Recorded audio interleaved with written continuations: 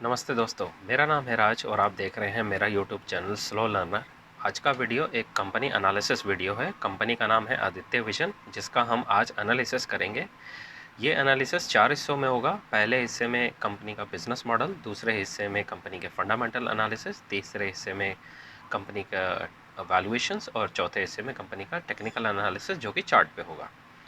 अब ये सारी इन्फॉर्मेशन यूज़ करेंगे, उसके बाद कंपनी के बारे में एक व्यू बनाने की कोशिश करेंगे कि क्या ये कंपनी आने वाले टाइम में अपने इन्वेस्टर के लिए एक बड़ा पैसा बना सकती है, क्या वो अपॉर्चुनिटी दे सकती है। इन सब इन्फॉर्मेशन को ढूंढने की कोशिश करेंगे और उसके बेसिस पे अपना व्यू बनाने की कोशिश करेंगे। आपको एक डिस्क्लेमर देना चाहूँगा, ये वीडियो किसी तरह का बाइंग सेल रिकमेंडेशन नहीं है। ये video just for education purpose के लिए है और मैं कोई सेबी रजिस्टर्ड एनालिस्ट नहीं हूँ। जो भी इन्फॉर्मेशन शेयर कर रहा हूँ ये मेरी अपनी की हुई रिसर्च है। आदित्य विजन बड़ी ही फेमस कंपनी है। इनका बिजनेस मॉडल बड़ा ही सिंपल है। जो लोगों को टीवी, फ्रिज, वॉशिंग मशीन और घर के अप्लायंस जैसे कि juicer, mixer, grinder, mobile phone, AC, ऐसी कोई सी भी इलेक्ट्रॉनिक चीज़ जो ख़रीदनी होती है, आदित्य विजन्स का क्या है, इनका कॉन्ट्रैक्ट है। ये डायरेक्टली जैसे ब्रांड नेम है सैमसंग हो गया, एलजी हो गया, इनसे ये सारे प्रोडक्ट्स ख़रीदते हैं। क्योंकि ये बल्क में ख़रीदते हैं तो इनको काफ़ी अच्छे रेट में मिल जाते हैं। उसके बाद ये सामान सारा का सारा अपनी दुकानों पे भेज देते हैं जहाँ से कस्टमर आके ख़रीदते हैं। और ये कस्टमर को, जो कि इन्होंने पहले से ही सस्ते में सामान ख़रीदा, उसमें थोड़ा सा अपना मार्जिन ऐड करके और कस्टमर को बेच देते हैं। ये इनका सिंपल सा बिजनेस मॉडल है। अब जो सामान इन्होंने मैन्युफैक्चर से ख़रीदा है और कस्टमर को बेचा है, कभी कभी उन सामान में थोड़ी सी प्रॉब्लम आ जाती है, कभी कभी होता है, बड़ा ही रेयर केसेस में। उसमें ये क्या करते हैं, कस्टमर की हेल्प करते हैं। अगर वो रिपेयर होना है या वारंटी में एक्सचेंज हो सकता है, जो भी होना है एज़ पर प्रोडक्ट जो उसकी फैसिलिटीज़ आ रही हैं या उसके साथ जो भी उनका कमिटमेंट है, तो ये उसको वो करवा के भी देते हैं। इससे कस्टमर को क्या होता है, कस्टमर को बहुत ट्रस्ट हो जाता है इन पे।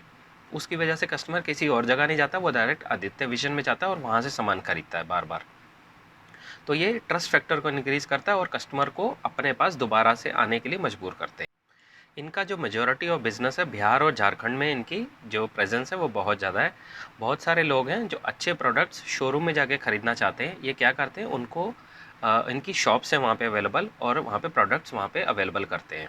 लोग आते हैं और इनके प्रोडक्ट देखते हैं और इनकी प्रोडक्ट वहाँ से ले लेते हैं। अब प्रोडक्ट लेने के टाइम कुछ लोगों के पास पैसे की अगर दिक्कत रहती है तो उसको फाइनेंस भी करवाते हैं ये। अब जो इनके आइटम्स हैं उसमें छोटी आइटम से लेके बड़ी आइटम, छोटी इन द सेंस की साइज़ और प्राइस दोनों मैं कह रहा हूँ। जैसे अगर कोई वॉशिंग मशीन ख़रीदना चाहता है वो भी अवेलेबल है, एसी अवेलेबल है, जूसर मिक्सर ग्राइंडर अवेलेबल है, मोबाइल है, फ्रिज है, जो भी आपको इलेक्ट्रॉनिक आइटम या होम अप्लाइंसेस की जो आइटम चाहिए होती हैं वो सब की सब ये अवेलेबल कराते हैं। अब इनकी जो सर्विसेज है वो भी बड़ी कमाल की है। प्रोडक्ट की डिलीवरी से लेके इंस्टॉलेशन और बाद में सपोर्ट तक ये कस्टमर को एकदम खुश रखने की पूरी कोशिश करते हैं।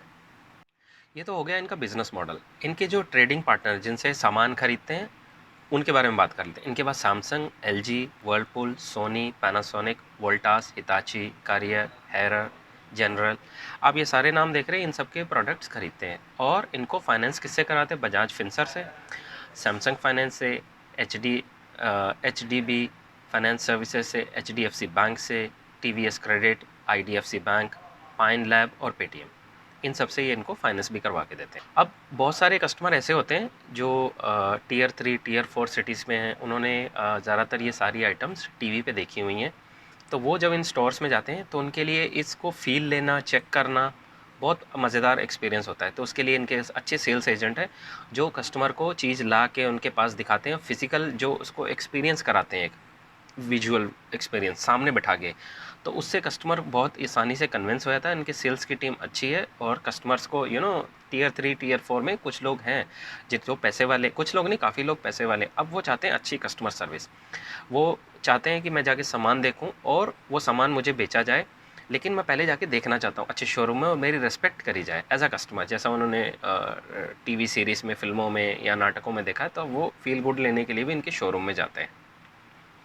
अब यहाँ पे जो सामान मिलता है वो, क्योंकि ये पीछे से पहले डिस्काउंटेड रेट पे लेते हैं काफ़ी, क्योंकि बल्क में खरीदते हैं, तो आगे भी कस्टमर को बहुत महंगा नहीं बेचते, सिर्फ अपना उसमें मार्जिन, थोड़ा सा प्रॉफिट, और उसको बेचते हैं। अब डिस्काउंट देने की वजह से कस्टमर बार बार आता है, वो आता है वो अपने फैमिली मेम्बर्स को लाता है, फ्रेंड्स को लाता है, और जो जिनको जानता है अड़ोस पड़ोस में उनको भी लेके आता है।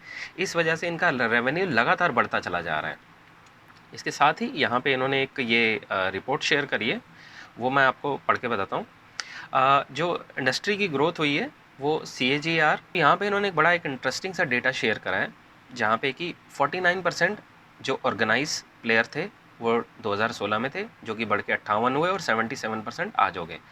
अनऑर्गेनाइज जो छोटी मोटी हमारे अड़ोस पड़ोस में शर्मा जी वर्मा जी की दुकान होती थी, वो वाली दुकानें 51% थी, वो कम हो गए 23% रह गई, जिसको अनऑर्गेनाइज प्लेयर बोलते हैं। और इंडस्ट्री की जो ओवरऑल कंज्यूमर इलेक्ट्रॉनिक इंडस्ट्री की जो ग्रोथ हुई है वो 10.5% की CAGR से हुई है, और जो ऑर्गेनाइज शेयर है वो 16.5% की स्पीड से ग्रोथ हुई है। तो आप इसमें क्लियरली डिफरेंस दे सकते हैं। जो ऑर्गेनाइज प्लेयर है वो मार्केट को कैप्चर करते जा रहे हैं और ज़्यादा स्पीड से कैप्चर कर रहे हैं। एक तरफ वो ज़्यादा स्पीड से कैप्चर कर रहे हैं, और एक तरफ अनऑर्गेनाइज जो प्लेयर है उनकी जो परसेंटेज है वो भी कम होते जा रहे हैं। अब जो उत्तर प्रदेश है, एक तो वो 11th स्टेट है FDI इनफ्लो आने में। उसके साथ वहाँ पे इनका जो बिज़नेस बढ़ने की और भी वजह है, इंडिया की जो थर्ड लार्जेस्ट इकॉनमी है, जो टोटल कंट्रीब्यूशन GDP में करते हैं वो 8% है, और यहाँ का जो पर कैपिटा इनकम है वो $1000 को पार कर चुका है 2024 में। इस वजह से वहाँ के लोगों की जो बाइंग कैपेसिटी है, बाइंग की जो परचेजिंग पावर है वो बहुत बढ़ गई है, जिसकी वजह से इनको लगातार रेवेन्यू और बिज़नेस मिल रहा है। इनका जो हिंदी हार्टलैंड जिसको बोल रहे हैं, जहाँ पे ज़्यादातर हिंदी बोलने वाली जो स्टेट्स हैं वहाँ पे इनका बिज़नेस है। अब इनका जो सबसे ज़्यादा बिज़नेस है, देखिए बिहार में 211% है, जो बड़ा है इनका, जब से इन्होंने बिज़नेस स्टार्ट करा है वो 211% बढ़ चुका है। झारखंड में 171% है, उत्तर प्रदेश में 164%, महाराष्ट्र में 139% और गुजरात में 130%। तो ये इनका ओवरऑल अभी तक का ग्रोथ। थोड़े से इनके नंबर के बारे में बात करते हैं। Q3 इनमें जो 413 करोड़ था वो बढ़ के 508 करोड़ हो गया रेवेन्यू, 23% की स्पीड से बढ़ा है। EBITDA 7% की स्पीड से बढ़ा है, और पैट प्रॉफिट आफ्टर टैक्स 9% की स्पीड से बढ़ा है इनका। और जो 9 मंथ की इनकी जो रेवेन्यू की स्पीड है वो 30% से बढ़ी है। EBITDA उसमें 25% से बढ़ा है, और जो पैट ग्रोथ हुई है प्रॉफिट आफ्टर टैक्स उसमें 29% की उछाल देखने को मिला है, जो कि एक अच्छा सिग्नल है, और ये बता रहा है कि इनका लगातार ये सामान बेच पा रहे हैं अपने कस्टमर। अब यहाँ पे एक और इन्फॉर्मेशन इन्होंने बताई है, आदित्य विजन का जो मार्केट शेयर है वो 50% प्लस है बिहार में। ये क्रिसिल की रिपोर्ट कह रही है। लार्जेस्ट इलेक्ट्रॉनिक रिटेलर है ये झारखंड में, 100% इनका सेल्स है, और 10,000 प्लस प्रोडक्ट इन्होंने अपने आउटलेट से अभी तक सामान बेच चुके हैं। 100% लॉन्ग टर्म रिलेशन है इनका OEM से, जो स्टोर्स रहते हैं उनके साथ। और फर्स्ट कंज्यूमर इलेक्ट्रॉनिक रिटेलर हैं ये टू बी लिस्टेड, जो प्लेयर जिन्होंने शेयर बाज़ार में लिस्ट करा है अपने आप को 2016 में। इनके ग्रोथ के नंबर देखिए, जब से ये लिस्ट हुए हैं 240 करोड़ का बिजनेस करते थे, आज बढ़ के 1740 करोड़ का बिजनेस ये कर रहे हैं। जो ये स्टोर्स खोलते हैं उसके बारे में थोड़ा सा इन्होंने और बताया है कि लगभग कितना खर्चा आता है एक स्टोर को खोलने का। जनरली एक स्टोर को खोलने का और मैनेज करने के लिए 60 से 70 लाख रुपए खर्चा आता है। आउटलेट जो बिहार में, झारखंड प्लस उत्तर प्रदेश में टोटल मिला के 161 स्टोर हैं इनके। ये 31 दिसंबर तक का डेटा है। ऑन एन एवरेज जो ग्रॉस मार्जिन रहता है वो 13 से 15% का रहता है, और एवरेज वर्किंग कैपिटल यानी कि जो सामान इसमें रखना है और जो एम्प्लॉयज़ की फ़ीस है, स्टाफ की जो सैलरीज हैं, रेंट है, इलेक्ट्रिसिटी है, जो भी खर्चा पड़ता है उसमें 2-2.5 करोड़ से 2.25 करोड़ से 2.5 करोड़ पर स्टोर लगता है, जो इन्वेंटरी रखनी पड़ती है, या इतना कैश फ्लो रखना पड़ता है आपको ना बिज़नेस चलाने के लिए। और 6 से 8 महीने ऑन एन एवरेज लगते हैं अपने ब्रेक इवन पे जाने पे। ब्रेक इवन का मतलब है जितना आपने पैसा लगाया उससे जो प्रॉफिट होना चाहिए, अगर वहाँ पे आने के लिए अभी ब्रेक इवन मतलब कि आप अभी प्रॉफिट में नहीं है, लॉस भी नहीं कर रहे हैं, आप अपने पल्ले से कुछ भी नहीं दे रहे हैं, उसको ब्रेक इवन कहते हैं। और नॉर्मली ये 3 साल के अंदर आपको पैसा कमा के दे देगा वापस। Q1 जो रहता है इनका जो रेवेन्यू आता है उसमें 35% है वो पीक सीज़न रहता है। Q2 वो मानसून बारिश वाला आ जाता है, उसमें थोड़ा नॉर्मल हो जाता है, कम हो जाता है। फेस्टिवल सीज़न फिर ठीक हो जाता है, और मैरिज सीज़न जो चौथा Q4 आता है वो नॉर्मल ही रहता है। तो इनका Q1 जो सेशन है उसमें सबसे ज़्यादा इनके नंबर्स अच्छे आते हैं। सीधा चलते हैं कंपनी के कॉन कॉल में, और वहाँ चल के देखते हैं क्या क्या हाईलाइट हुई है। कंपनी की जो कॉन कॉल की शुरुआत है बड़ी ही मतलब बुलिश है, स्ट्रॉन्ग है और बड़ी ही खुशी के साथ, जोश के साथ आके बताया कि भाई रेवेन्यू बढ़ा है हमारा 30% की स्पीड से, और जो पार्ट में ग्रोथ हुई है वो 29% से हुई है। ये 9 महीने का जो डेटा है वो बता रहे हैं। साथ में इन्होंने बताया कि इन्होंने 5 स्टोर खोले हैं। टोटल जो नंबर है 161 हो चुका है स्टोर का, और 167 ऑपरेशनल स्टोर हैं इनके आज की डेट में। और इसमें 29 स्टोर जो 18 डिस्ट्रिक्ट यूपी में है टोटल, जिसमें कि टोटल 75 डिस्ट्रिक्ट्स हैं। पूर्वांचल, ईस्टर्न यूपी, यहाँ पे 8 इनके ऑपरेशनल स्टोर्स हैं। उसमें से 4 जो स्टोर हैं वो कैपिटल लखनऊ में है और 4 पूर्वांचल में है। और इनका स्ट्रॉन्ग जो प्रेजेंस है वो वाराणसी, प्रयागराज और गोरखपुर में अभी है। कॉन कॉल के इस हिस्से में इन्होंने डिस्कस करा है कि जो इन्होंने गाइडेंस दी थी 22 स्टोर खोलने की, ये उसको खोलने के रास्ते में ट्रैक पे है, और हो सकता है एडिशनल 8 से 10 और स्टोर खोल देंगे इस फाइनेंशियल ईयर के एंड में। और कॉन कॉल के यहाँ इससे में बताया कि ये बड़े ही कॉन्फिडेंट है, इनका टारगेट है 200 स्टोर्स का खोलने का बाय 2026, और जो कि ये लगभग खोल देंगे। क्योंकि इनकी कमेंट्री बड़ी बुलिश है तो ये सुनने में मज़ा आता है। जो भी कॉन कॉल आप सुनेंगे और जहाँ पे मैनेजमेंट अच्छा काम कर रहा है, लगातार अपने स्टोर्स बढ़ा पा रहा है, सेल्स कर रहा है, आप देखेंगे उस कमेंट्री को, कॉन कॉल को सुनने में आपको मज़ा आएगा। आपको उसको समझने के लिए ज़्यादा एफर्ट नहीं लगाना पड़ेगा, आपको लगेगा मतलब मज़ा आ रहा है, बस ऑटोमेटिक आपको समझ आना शुरू हो जाएगा। और यहाँ पे इन्होंने मेंशन करा है कि डिमांड मार्केट में थोड़ी कम है, स्लगिश है, लेकिन फिर भी हम अपने नंबर मेंटेन कर पाएँ। हमारे नंबर बहुत ज़्यादा अच्छे नहीं आए लेकिन ख़राब भी नहीं आए। तो मार्केट में, स्टॉक मार्केट में या शेयर बाज़ार में कहते हैं कि कोई बुरी खबर ना आना भी एक अच्छी खबर होती है। तो आपको आपको इस तरीके से देखना पड़ेगा इसको।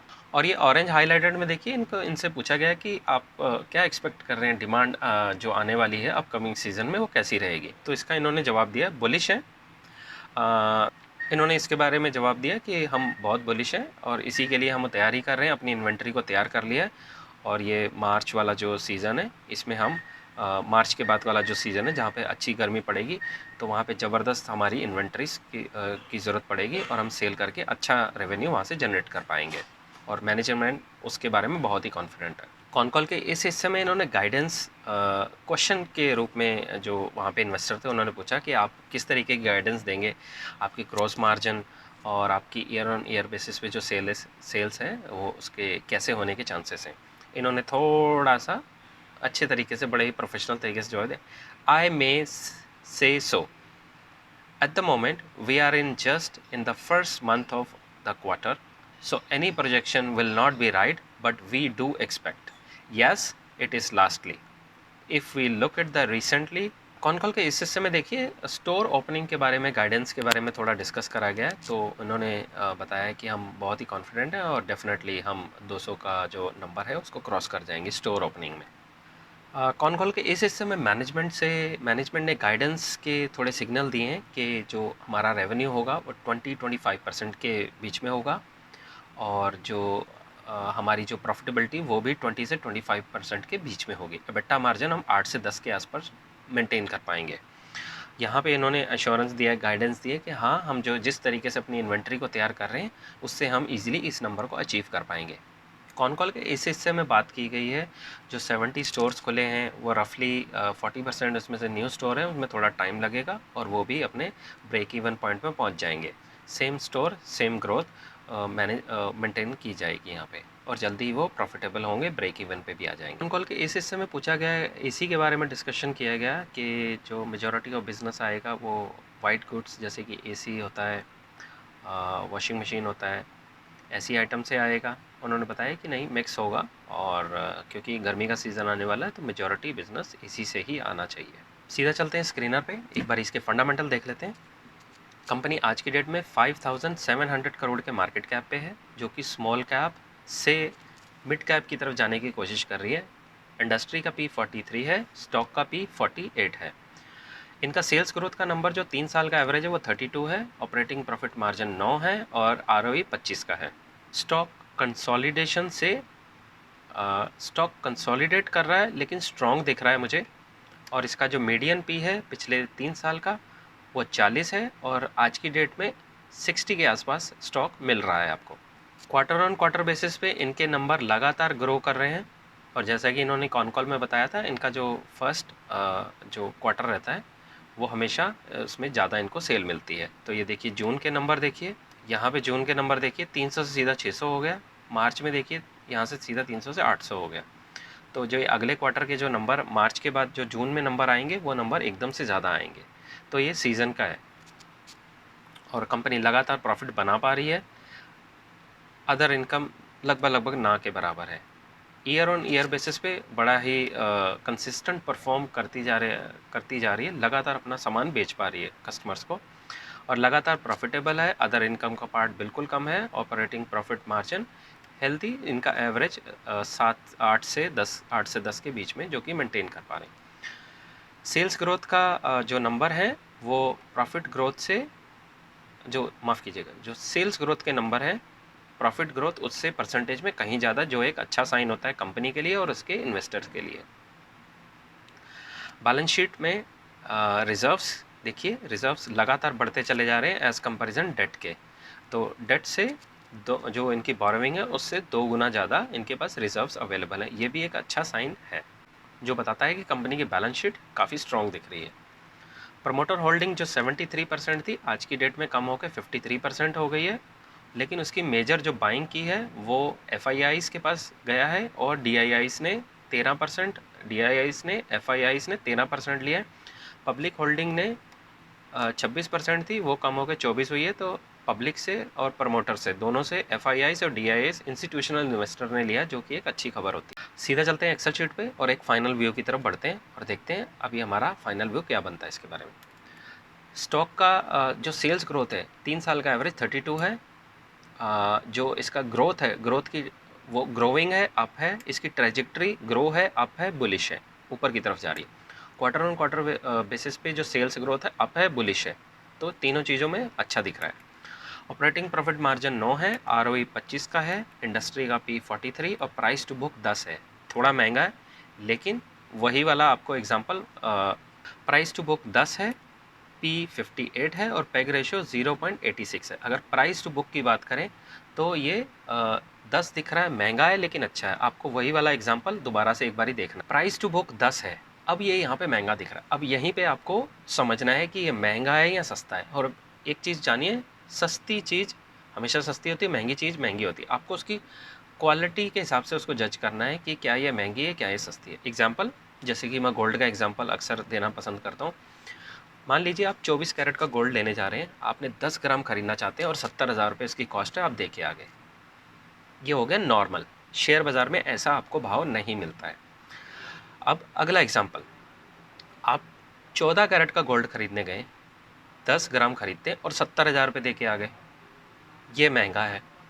अगला एग्जाम्पल, 24 कैरेट का गोल्ड आप खरीदने गए, 10 ग्राम ही आपने खरीदा लेकिन आपने उसके 1,40,000 दे दिए, ये भी महंगा है। तो ये सारी चीज़ें इस्तेमाल करके, कॉन्सेप्ट इस्तेमाल करके, मुझे लगता है इसके वैल्यूएशन गुड है लेकिन हायर साइड में एक्सपेंसिव है। एक्सपेंसिव वैल्यूएशन गुड है लेकिन हायर साइड में, एक्सपेंसिव साइड में। फंडामेंटल्स वेरी गुड है जो मुझे लगता है। टेक्निकल में इसका जो एनालिसिस मुझे है दिख रहा है, कंसोलिडेट कर रहा है चार्ट लेकिन स्ट्रॉन्ग दिख रहा है अभी। और गाइडेंस इन्होंने 20% से 25% के बीच में सेल्स ग्रोथ के बताए हैं। ओवरऑल कैटेगरी मैंने इसको वेरी गुड कैटेगरी में रखा है। जो मेरे रीज़न है, एक तो इसमें ये है कि higher pace of sales growth से ये अपना सामान बेच पा रहे हैं कस्टमर को अभी, क्योंकि पूरी ओवरऑल इंडस्ट्री में या इकोनॉमी में ही थोड़ा सा स्लो डाउन है, उसकी वजह से इनके नंबर थोड़े से म्यूटेड है, थोड़े से डाउन है। लेकिन जैसे ही इंडस्ट्री में डिमांड आएगी, इनके नंबर सबसे पहले बढ़िया आएंगे और ये अपने जो पीयर्स हैं उनसे ज़्यादा तेज़ी से स्पीड से सामान बेच पा रहे हैं। तो ये मार्केट में अपना शेयर भी कैप्चर कर पा रहे हैं। ये मेरा व्यू था। आपका क्या व्यू है पीछे नीचे आप प्लीज़ कमेंट बॉक्स में लिख के आप मुझे बताइए ज़रूर। फ्रेंड्स, इस वीडियो को प्लीज़ लाइक शेयर सब्सक्राइब कर दीजिए, क्योंकि जब आप इसे लाइक शेयर सब्सक्राइब करते हैं उससे मुझे बहुत मोटिवेशन मिलता है और इस चैनल को आपके सपोर्ट की बहुत ज़रूरत है। तो ये था मेरा आज का वीडियो। आई होप मेरे इस वीडियो से आपको काफ़ी मदद मिली होगी। मिलते हैं अगली वीडियो में, तब तक के लिए सीखते रहिए, खुश रहिए, इन्वेस्ट करते रहिए। Thank you.